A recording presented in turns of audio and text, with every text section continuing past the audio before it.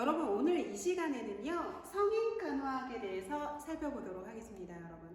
여러분 우리 성인 간호학은 질환 파트잖아요. 그런데 성인 간호학적인 그 질환에 대해서 잘 이해를 하시려면 해부학적인 거랑 연결을 지어서 이해를 하셔야 되거든요. 그래서 오늘은 성인 간호학과 관련 있는 기초 해부 생리랑 이렇게 연계돼 가지고 순환기계 파트에 대해서 살펴보려고 해요. 그래서 오늘은 뭐에 대해서 살펴보겠냐면 순환기계 파트에 대해서 같이 살펴보도록 하겠습니다.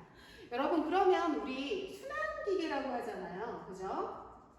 순환기계라고 얘기를 하죠. 그럼 여기서 말하는 순환이라고 하는 건 뭐를 얘기를 하는 거냐면 혈액의 순환을 얘기를 하는 거예요. 혈액의 순환을 얘기를 하는 거거든요.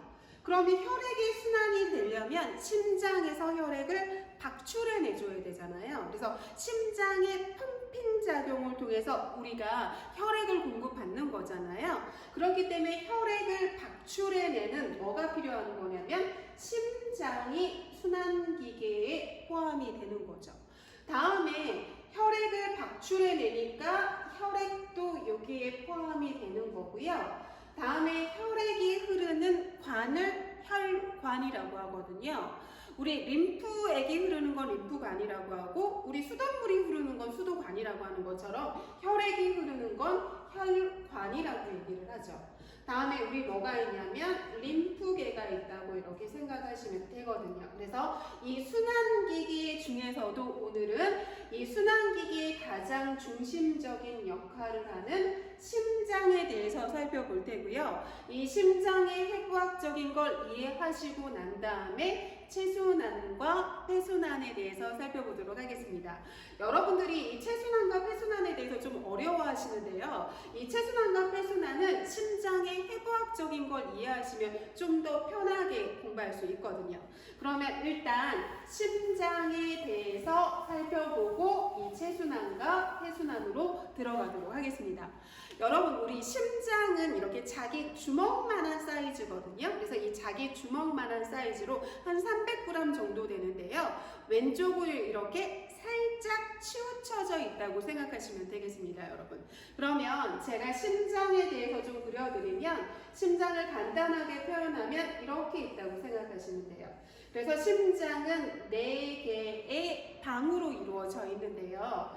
여기 있는 걸 우리 뭐라고 하는 거냐면 우심방이라고 하고 여기는 우심실, 다음에 여기는 좌심방이라고 얘기를 하고요. 다음에 여기 있는 걸 우리 뭐라고 하는 거냐면 좌심실이라고 얘기를 하죠. 다음에 여기 있는 건 우리 뭐라고 하는 거냐면 대동맥이라고 얘기를 하고요. 반대편은 대정맥이라고 얘기를 하고요. 다음에 여기는 폐동맥이라고 얘기를 합니다.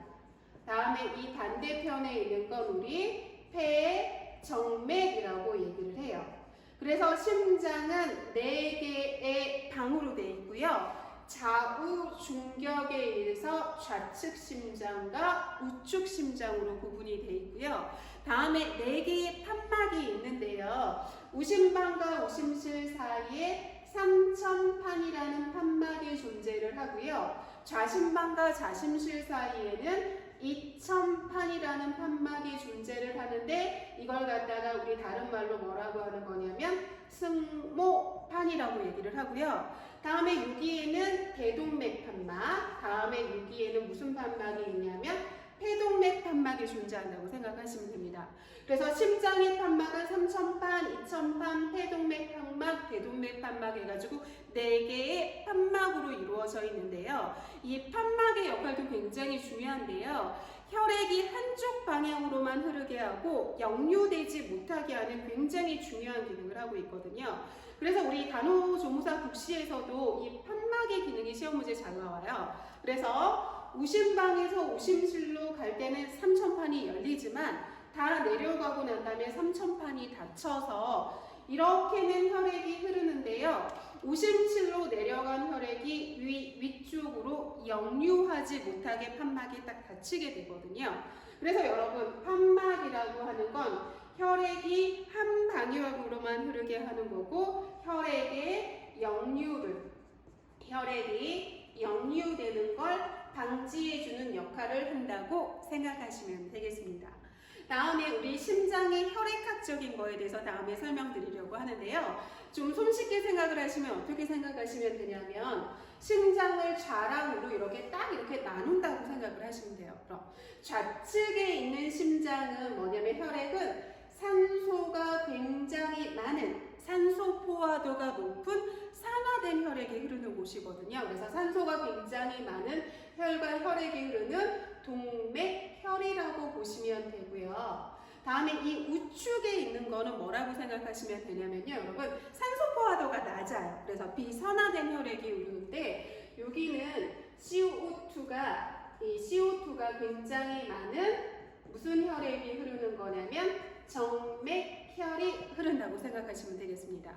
그래서 우리 순환기기에 뭐가 있었냐면 혈관이 있었잖아요. 그럼 혈관은 동맥도 있고 정맥도 있고 동맥과 정맥을 연결하는 모세혈관도 있잖아요. 그러면 동맥이라고 하는 건 산소 포화도가 높은 혈액이 흐르는 혈관이고 정맥이라고 하는 건 산소 포화도가 낮은 혈액이 흐르는 혈관이라고 보시면 되겠습니다, 여러분. 그러면 보세요. 여기 좌측은 제가 산소 포화도가 높은 혈액이 흐르는 혈관이라고 했잖아요.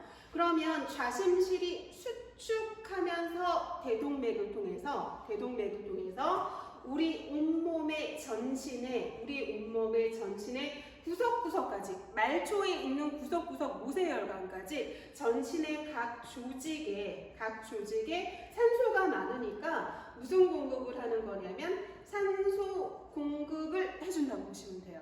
그래서 자심실이 수축하면서 대동맥을 통해서 전신의 각 조직, 구석구석, 말초의 구석구석에 있는 모세혈관까지 산소를 공급해 주고요. 전신의 각 조직은 이때 받은 혈액이 받아서 산소가 높은 혈액을 받아서 전신은 각자의 기능을 하게 되는 거거든요.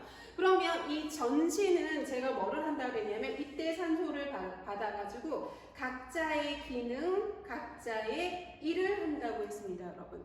그러면 여러분들도 하루 종일 일하고 나면 노폐물이 몸에 쌓이고 피곤하시잖아요.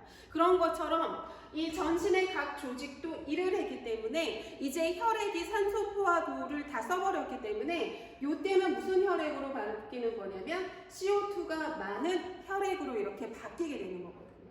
그러면 CO2가 많은 혈액으로 바뀌었기 때문에 얘는 CO2가 많은 혈관이 대정맥으로 오게 되는 거고 우심방으로 가게 되고 우심실로 가게 되고 폐동맥으로 가게 되는 거죠. 다음에 이 폐동맥에서 양측에 폐로 가게 되는 거거든요. 그래서 우리 양측에 이렇게 좌우 폐로 가게 되는 거죠. 그런데 폐에는 우리 호흡기계를 통해서 들어온 산소가 있잖아요. 그러니까 여기서 어떻게 하는 거냐면 이 CO2가 많은 혈액에서 여기는 폐에는 O2가 많았잖아요. 이게 서로 뭐가 하는 거냐면 가스 교환을 하게 되는 거죠. 그래서 여기서 다시 O2가 많은 혈액으로 이렇게 바뀌게 되는 거예요. 그럼 이 O2가 많은 혈액은 다시 O2가 많은 어디로 오는 거냐면 폐정맥으로 오게 되는 거죠. 그래서 자심실이 수축하면서 대동맥을 통해서 전신에 산소 공급하고 전신은 이 산소를 받아서 각자의 일을 하게 되고 일을 하게 되면 노폐물이 많은 혈액으로 바뀌고 노폐물이 많은 혈액은 노폐물이 많은 대정맥, 우심방, 우심실, 폐동맥으로 가게 되고 폐로 가서 폐에는 산소가 있으니까 이 더러운 CO2가 많은 혈액이 O2가 많은 혈액으로 바뀌게 되는 거고 이 O2가 많은 혈액은 다시 폐정맥, 자심방, 자심실 이렇게 가면서 우리가 혈액 순환을 하게 되는 거고요. 심장이 한 번 박동을 하게 되면서 우리가 한 번 박동할 때마다 70cc의 혈액을 공급해 주는 거고요. 다음에 심장 박동은 우리 1분에 60회에서 80회 정도 뛰게 되고 많게는 100회까지 뛰게 되잖아요. 그러니까 1분에 4,200, 한 5리터 정도, 그러니까 5리터 정도의 그런 혈액을 박출해낸다고 생각하시면 되겠습니다. 그러면 보세요, 여러분. 여기 자심실에서 대동맥을 통해서 전신에 혈액 공급을 하게 되잖아요. 그럼 이 전신을 갖다가 뭐라고 표현하시면 되냐면 이 전신은 몸체자를 써주면 돼요. 그럼 몸체자를 써줘가지고 여기에서 일어나는 건 무슨 순환이라고 보시면 되냐면 체순환이라고 보시면 되고요. 전신의 각 조직의 말초까지 산소 공급해줬잖아요. 그렇기 때문에 여기에서 일어나는 순환을 무슨 순환이라고 보시면 되냐면 대순환이라고 보시면 되겠습니다. 다음에 우리 우심실에서 폐동맥을 통해서 폐로 갔잖아요. 그럼 여기 폐로 보냈으니까 여기에서 일어나는 순환을 우리 무슨 순환이라고 보시면 되냐면 폐순환이라고 보시면 되고요. 다음에 폐로밖에 안 보냈잖아요. 여기는 전신의 각 조직에 보냈는데 그러면 폐로밖에 안 보냈기 때문에 여기에서 일어나는 순환은 우리 무슨 순환이라고 보시면 되냐면 소순환이라고 보시면 되겠습니다. 그래서 우리 순환에 대해서 다시 살펴보면 일단 이 혈액은 심장으로 돌아오기는 해야 되거든요. 그러면 체순환을 보시면 자심실에서 대동맥에서 전신에서 대정맥에서 우심방으로 끝나는 게 체순환이라고 하고요. 다음에 우리 폐순환은 우심실에서 폐동맥에서 폐에서 폐정맥에서 좌심방으로 끝나는 이런 순환을 뭐라고 하는 거냐면 폐순환이라고 한다고 보시면 되겠습니다. 그래서 우리 체순환이라고 하는 건 좌심실이 수축하면서 좌심실이 수축하면서 대동맥을 통해서 전신의 각 조직에 보냈고요. 이 전신이 일을 해서 다음에 전신을 일을 해서 CO2가 많은 혈액으로 바뀌면서 대정맥으로 갔고요. 다음에 이게 어디로 간 거냐면 우심방으로 가게 되는 여기가 지금 체순환에 대해서 얘기를 하는 거고요. 다음에 폐순환은 여기에서 일어나는 거잖아요. 그러면 폐순환이라는 건 우심실에서 다음에 폐동맥에서 다음에 어디로 가게 되냐면 폐로 가게 되고 다음에 폐정맥에서 다음에 어디로 가게 되는 거냐면 우리 좌심방으로 가게 되는 요거까지는 우리 뭐라고 하는 거냐면 폐순환이라고 보시면 되겠습니다. 여러분 그래서 우리 오늘은 순환기계 파트에서 체순환과 폐순환에 대해서 살펴봤습니다. 여러분 우리 수고하셨고요. 다음 시간에 다시 살펴보도록 하겠습니다. 수고 많으셨습니다.